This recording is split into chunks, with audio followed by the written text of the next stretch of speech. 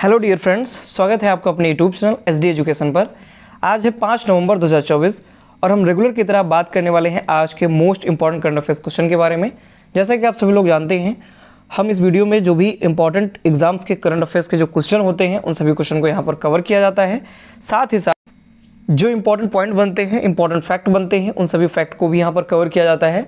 तो इसके लिए अगर आप वीडियो पर पहली बार आए हैं तो वीडियो को शुरू से लेकर लास्ट तक पूरा देखिए। अगर वीडियो पसंद आती है तो वीडियो को लाइक कीजिए, अपने दोस्तों के साथ वीडियो को अधिक से अधिक शेयर कीजिए और हमारे चैनल को सब्सक्राइब कीजिए।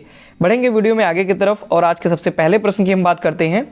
सबसे पहला प्रश्न है आज का, हाल ही में नेशनल कैंडी डे कब मनाया गया? कैंडी आप सभी लोग जानते हैं, कैंडी आप कई लोग खाते भी होंगे, टॉफ़ी कह सकते हैं आप। तो नेशनल कैंडी डे जो है वो कब मनाया गया?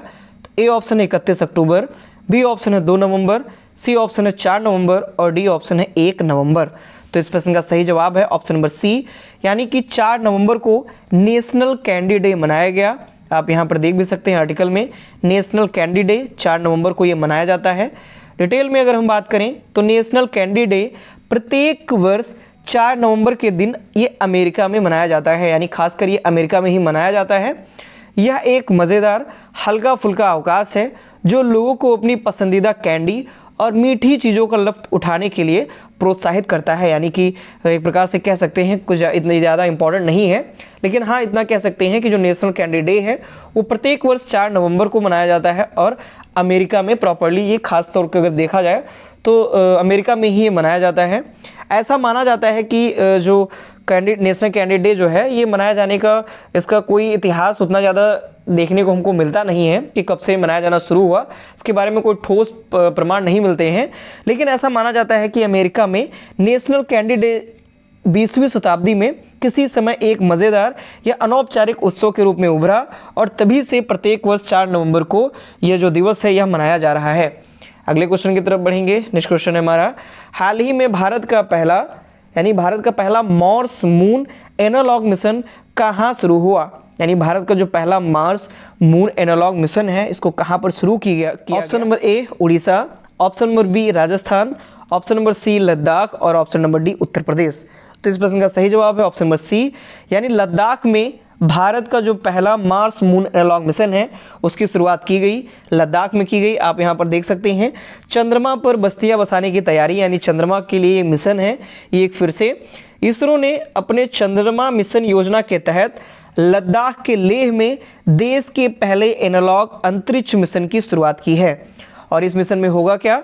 तो इस मिशन में ह्यूमन जो होगा वो स्पेस फ्लाइट सेंटर इसरो, यानी human space flight centre ISRO, AAK space studio, Ladakh university, IIT Bombay और लद्दाख स्वायत्त पर्वतीय विकास परिषद का इसमें सहयोग शामिल है। यानी इस मिशन के अंतर्गत इतने लोग मिल करके अपना सहयोग प्रदर्शित कर रहे हैं। बात करें तो मंगल और चंद्रमा से मिलते जुलते वातावरण के चलते यह जो मिशन है वो लद्दाख में शुरू किया गया। यानी एक पॉइंट ये बनता है कि लद्दाख में ही यह मिशन क्यों शुरू हुआ? तो लद्दाख का जो वातावरण है वो कुछ मंगल ग्रह और चंद्रमा के जैसे उसका वातावरण मिलता जुलता है, इसीलिए यह जो मिशन है इसको लद्दाख में शुरू किया गया। मिशन के तहत क्या होगा तो 21 दिन तक AAK स्पेस स्टूडियो का एक एस्ट्रोनॉट मिशन के वातावरण के अंदर रहेगा।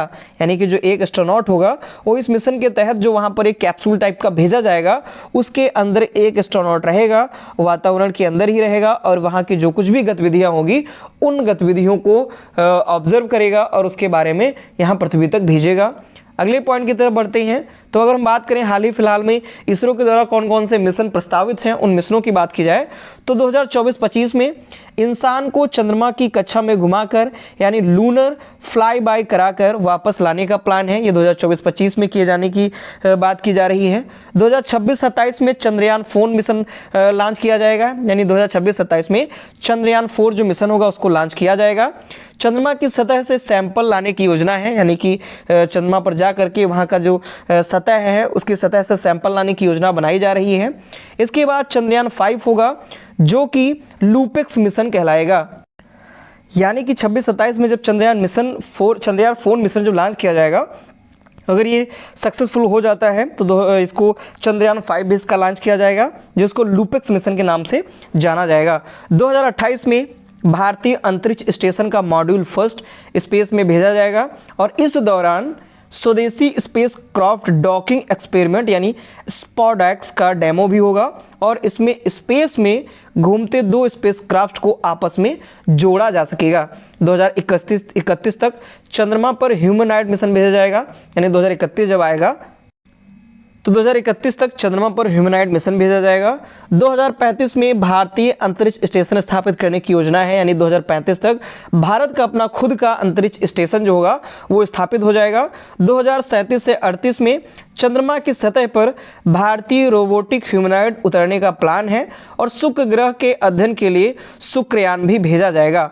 और 2040 में चंद्रमा की सतह पर भारतीय के कदम रखने की योजना है, यानी 2040 तक जो चंद्रमा पर भारतीय वहां पर कदम रख लेंगे, यानी कि वहां पर पहुंच जाएंगे 2040 तक, ऐसा ये माना जा रहा है। तो ये कुछ इसरो के नेक्स्ट ईयर तक आते आते जो कुछ भी प्लान है, जो कुछ भी अंतरिक्ष इसरो के द्वारा लॉन्च किए जाने की योजनाएं हैं, उन सभी योजनाओं को यहाँ पर बताया गया है। इंपॉर्टेंट है ये स्लाइड, आप इसका स्क्रीनशॉट लेकर के अपने पास जरूर रखिए। अगले क्वेश्चन की तरफ बढ़ते हैं। अगला क्वेश्चन है, हाल ही में किस मंत्रालय ने अमृत परंपरा फेस्टिवल जो सीरीज है इसकी शुरुआत की है? तो ए ऑप्शन है शिक्षा मंत्रालय, बी ऑप्शन है रेल मंत्रालय, सी ऑप्शन है संस्कृति मंत्रालय और डी ऑप्शन है उद्योग मंत्रालय। तो इस प्रश्न का सही जवाब है ऑप्शन नंबर सी, यानी संस्कृति मंत्रालय ने अमृत परंपरा फेस्टिवल जो सीरीज है इसकी शुरुआत की हुई है।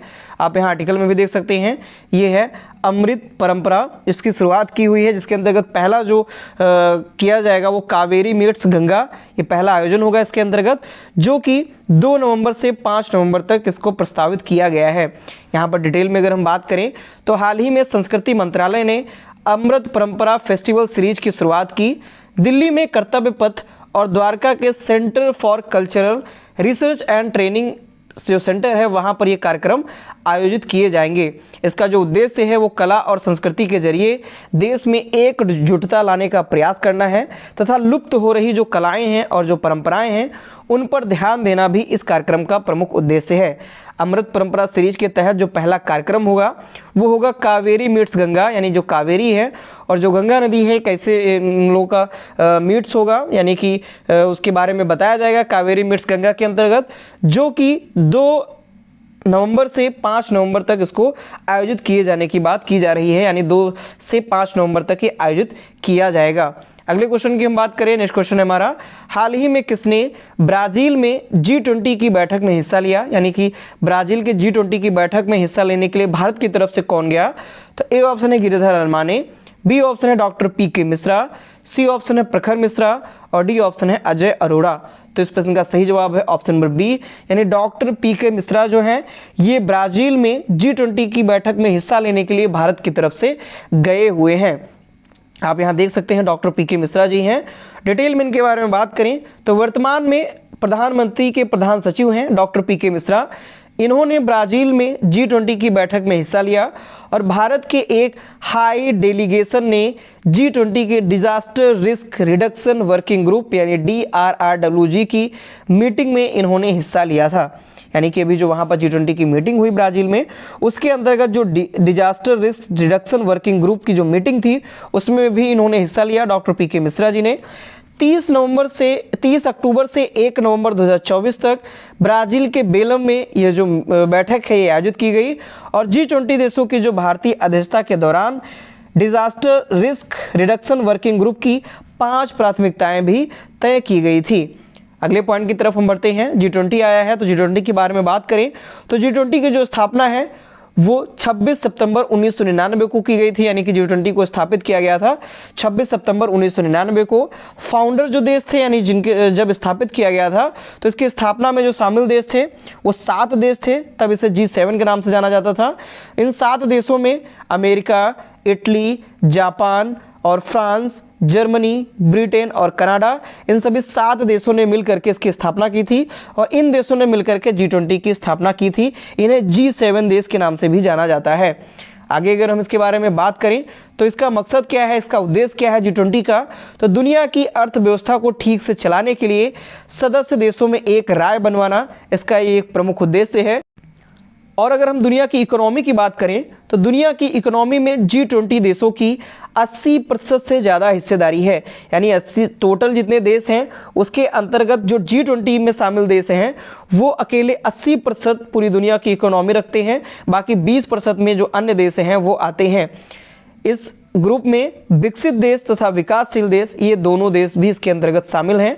सदस्य देश कौन कौन से हैं अगर बात की जाए तो America, Italy, Japan, France, Germany, Britain, Canada, Argentina, Australia, Brazil, चीन, भारत भी सदस्य देश है, इंडोनेशिया, मैक्सिको, रूस, सऊदी अरब, दक्षिण अफ्रीका, तुर्की, साउथ कोरिया और यूरोपियन यूनियन, ये सभी इसके सदस्य देश हैं। यूरोपियन यूनियन एक संगठन है और इसके अंतर्गत भी कई देश आते हैं, तो वो देश भी इनका हिस्सा है। G20 जो ग्रुप है इसके सदस्य देशों के अंतर्गत वो देश भी आते हैं।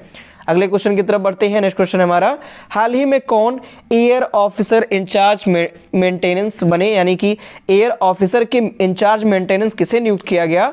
तो ए ऑप्शन है air marshal Amarpreet Singh, B option है air marshal Vivek Ram Chaudhary, C option है एयर मार्शल अजय कुमार अरोड़ा और डी ऑप्शन है एयर मार्शल AP सिंह। तो इस प्रश्न का सही जवाब हो जाएगा option number C, air marshal Ajay Kumar Arora को एयर ऑफिसर के इंचार्ज मेंटेनेंस के रूप में इनको नियुक्त किया गया है। आप यहाँ पर आर्टिकल में देख सकते हैं अजय अरोड़ा जी हैं। तो एयर मार्शल अजय कुमार अरोड़ा ने आज एयर ऑफिसर इंचार्ज मेंटेनेंस का पदभार इन्होंने ग्रहण किया। अजय अरोड़ा को सेना में अपनी सर्विस के लिए साल 2018 में विशिष्ट सेवा मेडल और इसी साल अति विशिष्ट सेवा मेडल से भी इनको सम्मानित किया जा चुका है। इससे पहले अजय अरोड़ा जी जो थे वो एयरक्राफ्ट के डायरेक्टर जनरल के पद पर भी ये रहे हैं और उनके पद पर ये कार्य कर रहे थे और अब इनको एयर ऑफिसर के इंचार्ज मेंटेनेंस का पदभार ग्रहण किया गया है। अगले क्वेश्चन की तरफ बढ़ेंगे। हाल ही में किस देश के साथ यूरोपियन यूनियन में सिक्योरिटी और डिफेंस पार्टनरशिप हुई?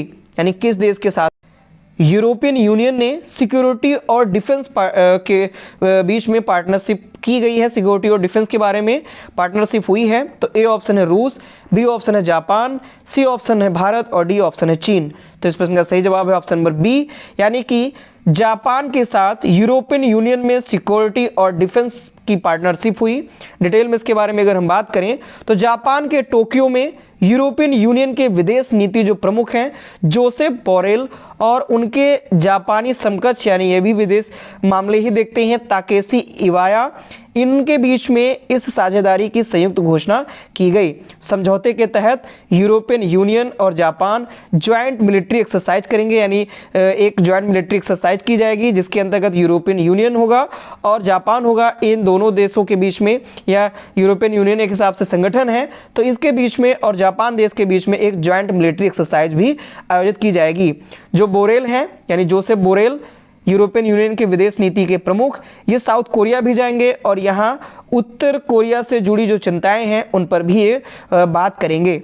अगले क्वेश्चन की तरफ बढ़ते हैं। नेक्स्ट क्वेश्चन है, हाल ही में भारतीय रिजर्व बैंक ने किस देश से 102 टन सोने को भारत मंगवाया है? यानी RBI के द्वारा किस देश से 102 टन जो है सोना है वो भारत लाया गया? तो ए ऑप्शन है अमेरिका, बी ऑप्शन है ब्रिटेन, सी ऑप्शन है जापान और डी ऑप्शन है कनाडा। तो इस प्रश्न का सही जवाब है ऑप्शन नंबर बी, यानी ब्रिटेन देश से भारतीय रिजर्व बैंक यानी RBI ने 102 टन जो सोना है वो भारत मंगवाया। यानी भारत का ही सोना था, उसको भारत वापस मंगवाया गया। तो भारत ने, आप आर्टिकल में भी देख सकते हैं, भारत ने बैंक ऑफ इंग्लैंड से मंगवाया अपना 102 टन का सोना, यानी 102 टन जो सोना था वो भारत के द्वारा वापस मंगवाया गया है। तो भारतीय रिजर्व बैंक ने बैंक ऑफ इंग्लैंड से भारत के सुरक्षित भंडार स्थलों में 102 टन सोने के परिवहन की जो है वापसी कर ली है, वहां से मंगवा लिया है। कब? तो 29 अक्टूबर 2024 को धनतेरस के अवसर पर। RBI के अगर वर्तमान में कुल सोने के भंडार की बात की जाए तो RBI के कुल सोने के भंडार 854.73 मीट्रिक टन हैं, जिनमें से 510.46 मीट्रिक टन देश में रखे गए हैं, 302.01 metric ton bank of England और बैंक फॉर इंटरनेशनल सेटलमेंट के पास रखे गए हैं। अगले क्वेश्चन की तरफ बढ़ेंगे। नेक्स्ट क्वेश्चन है हमारा, हाल ही में किसने गुजरात के सबसे बड़े कचरे से ऊर्जा संयंत्र का शुभारंभ किया?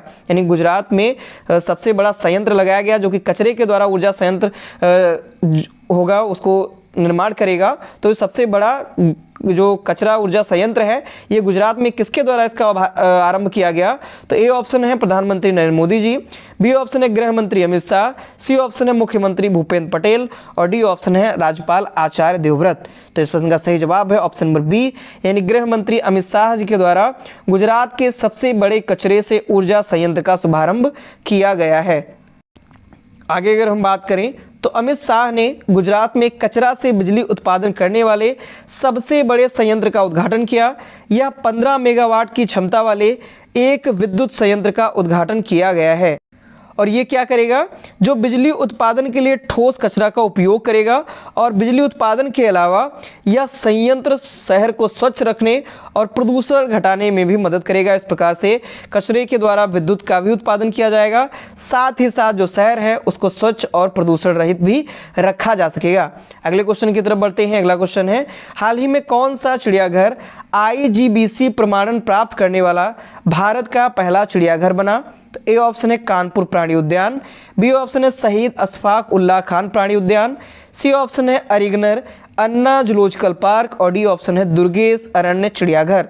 तो इस प्रश्न का सही जवाब है ऑप्शन नंबर डी, यानी दुर्गेश अरण्य चिड़ियाघर जो है ये IGBC प्रमाणन प्राप्त करने वाला भारत का पहला चिड़ियाघर बना है।